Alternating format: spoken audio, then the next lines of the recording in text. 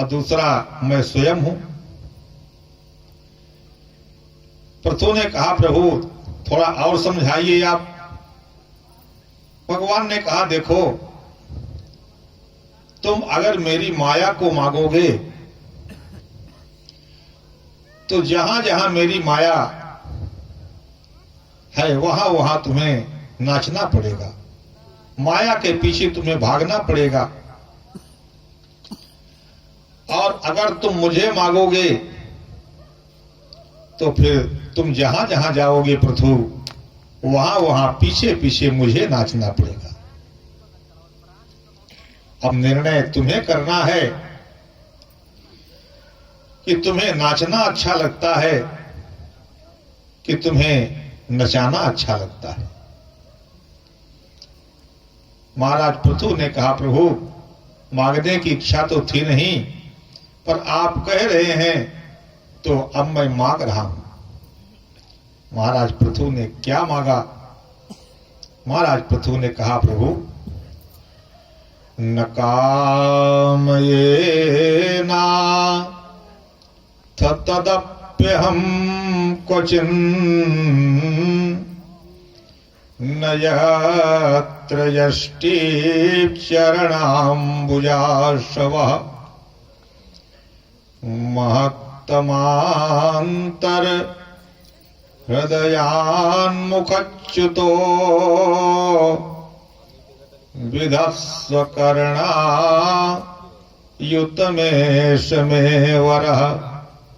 महाराज पृथु ने कहा प्रभु अब अगर आप देना ही चाहते हैं तो हमारे ये जो दोनों कान हैं, इन दोनों कानों में आप 10,000 कान की शक्ति प्रदान कर दीजिए।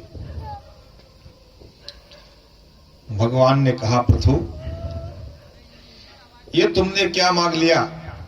अरे हमने सोचा कि तुम कुछ रत्न मांगोगे, सोना मांगोगे, चांदी मांगोगे, हीरा मांगोगे, कुछ महंगी चीज मांगोगे, लेकिन तुमने मांगते मांगते मांगा तो 10,000 कान की शक्ति तुमने मांग लिया। 3 आदमी एक बार तप करने के लिए गए और संजोग से उसमें एक चोर था। तप करते करते करते जब भगवान खुश हुए, दर्शन दिए,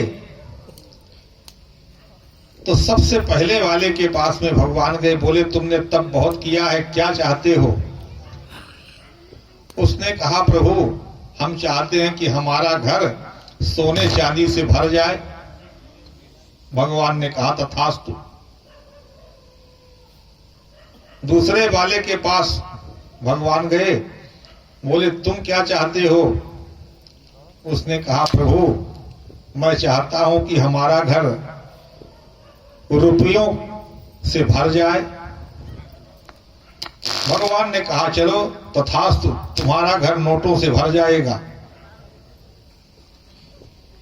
अब तीसरे वाले के पास जब भगवान गए तो संयोग से यही चोर था।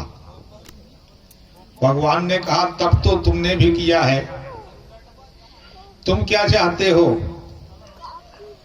तो उसने कहा प्रभु हमें और कुछ नहीं चाहिए, आप केवल इन दोनों के घर का हमें पता दे दीजिए।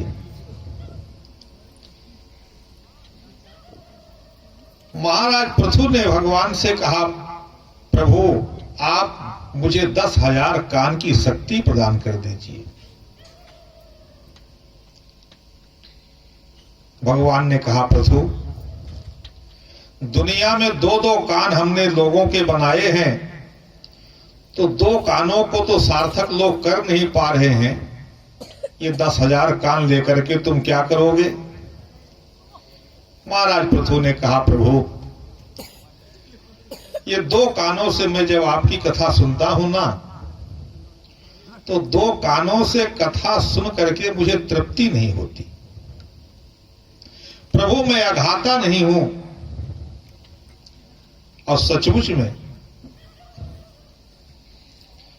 भगवान की कथा जब व्यक्ति श्रवण कर लेता है कानों के द्वारा, तो यह कथा जीवन की दिशा और दशा बदल देती है। महाराज पृथु ने कहा, प्रभु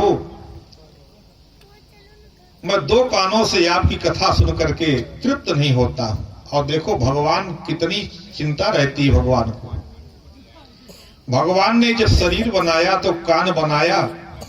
भगवान को चिंता थी कि शरीर जब बूढ़ा होगा तो लोग चश्मा लगाएंगे, और चश्मा लगाने के लिए डॉक्टर के पास फिर खूंटी लगवानी पड़ेगी। तो पहले से भगवान ने चमड़ी बढ़ा करके दे दिया। कितनी भगवान की कृपा। महाराज पृथु ने कहा, प्रभु अब आप मुझे 10,000 कान की शक्ति प्रदान करिए। पृथु ने कहा, प्रभु अब मैं आपकी कथा 10,000 कान की शक्ति लेकर के इन 10,000 कानों से आपकी कथा सुनना चाहता हूं। यही बात पार्वती जी जब भगवान शंकर से कथा सुनने के लिए बैठती हैं, पार्वती जी भगवान शंकर से कहती हैं, प्रभु आपके मुख के द्वारा जो यह भगवान की अमृतमयी कथा निकल रही है, इसका पान करके मेरा मन तृप्त नहीं होता है, भूखा रह जाता है। नाथ तवानन शशि स्रवत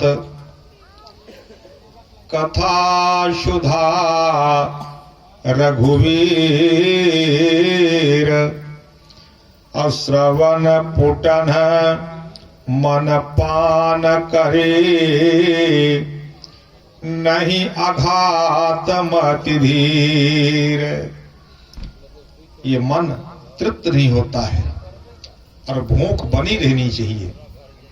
देखिए जब भूख मिटती है तो लोग डॉक्टर के पास भागते हैं। जब भोजन की भूख मिट जाती है तो डॉक्टर के पास लोग जाते हैं ना, डॉक्टर साहब भूख नहीं लग रही है, भूख नहीं लग रही है। और आजकल सबसे ज्यादा भीड़ डॉक्टरों के यहां दिखाई देती है। क्यों? क्योंकि हम लोगों का खान पान बदल गया, हमारा आसन बदल गया, हमारा राशन बदल गया, हमारा वासन बदल गया। इसलिए हमको सबसे पहले अपना आहार ठीक करना चाहिए। आहार शुद्धि सत्व शुद्धि। जब हमारा आहार ठीक होगा तब हमारा व्यवहार ठीक होगा। इसलिए भोजन की भूख अगर मिटेगी तो आप डॉक्टर के पास जाएंगे,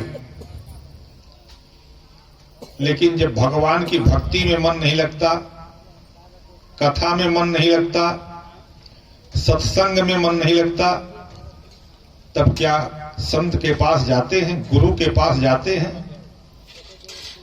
आजकल लोग कहते हैं कि कथाएं बहुत हो रही हैं, पर गुरु जी कथाओं का प्रभाव नहीं पड़ता है। कथा का प्रभाव कैसे पड़े?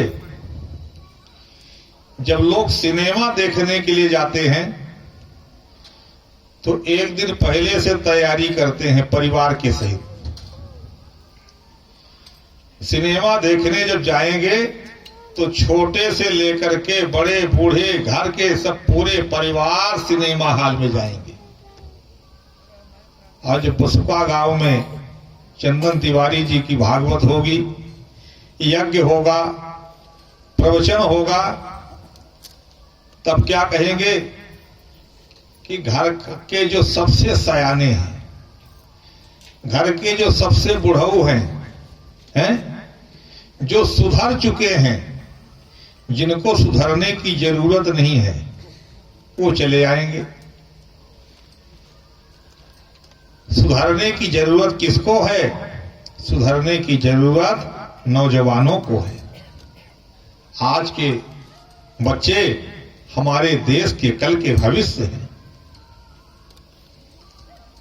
तो बताइए, जब आप सिनेमा परिवार के सहित देखेंगे तो प्रभाव सिनेमा का पड़ेगा कि प्रभाव कथा का पड़ेगा? उत्तर तो यही मिलेगा कि प्रभाव आपके परिवार में सिनेमा का पड़ेगा।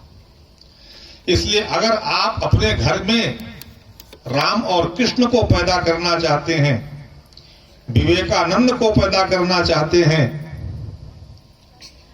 बच्चों में अच्छे संस्कार देना चाहते हैं, तो कथा में परिवार के सहित आइए, कथा में बच्चों के सहित आइए, तब आपके जीवन में कथा के संस्कार आपको दिखाई देंगे।